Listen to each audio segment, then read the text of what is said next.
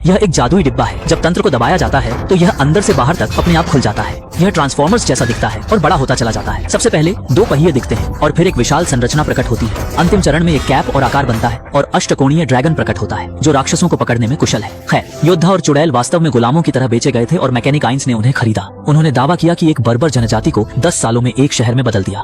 गुलामों को मुक्त करने का उनका इरादा यह था कि वह तकनीक के जरिए गुलामी को खत्म कर सकें। उन्होंने इसके लिए 10 सदियों तक संघर्ष किया और अब वे 930 साल के हैं। उन्होंने जीवन का अमृत भी विकसित किया जो एक घूंट में युवावस्था को बनाए रखता है। लेकिन चुड़ैल थोड़ा भोली थी। यह पता चला कि वह हर दिन जादू और औषधियों का अध्ययन करती थी। भले ही उसका चिकन घोंसला हरा भरा था, वह अपनी छवि बनाए रखती थी लेकिन केवल खट्टे सेब ही खा सकती थी। जाहिर है हर किसी के लिए इसे मानना मुश्किल था। फिर भी मैकेनिक की अभूतपूर्व तकनीक ने सबको चौंका दिया। उसने सभी दरवाजे और खिड़कियों को बंद कर दिया।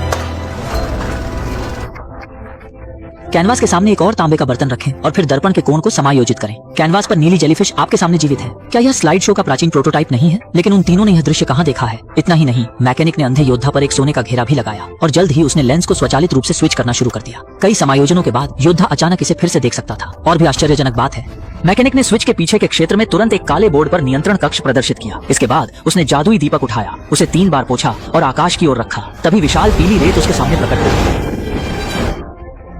उसने सिर्फ रॉकर को धक्का दिया और विशाल बीच में फंस गया।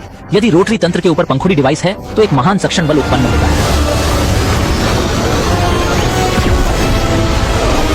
यह इतना आसान था कि सभी जादुई तत्व मशीनरी द्वारा निगल लिए जाते। इसे देखकर चुड़ैल चौंक गई। फिर पता चला कि आइंस का असली इरादा जादू को खत्म करना था। उसने जल्दी से कहा कि वह सिर्फ एक फार्मासिस्ट है। सौभाग्य से उसने अपनी असली पहचान नहीं बताई। सतह पर सब कुछ सामान्य लग रहा था और अगर कुछ न हुआ वे भोर तक घर लौट सकते थे। लेकिन रात के भोजन के दौरान गड़बड़ी हो गई। मैंने एक पक्षी को लैंप शेड से टकराते देखा। वह पक्षी मैकेनिक का उड़न कबूतर था। क्योंकि निवासियों ने देखा कि शहर के नजदीक एक राक्षस प्रकट हुआ, इसलिए मदद के लिए खत भेजा गया। विजेता योद्धा फिर से लड़ाई में कूद पड़ा। यह संयोग इससे बड़ा नहीं हो सकता था।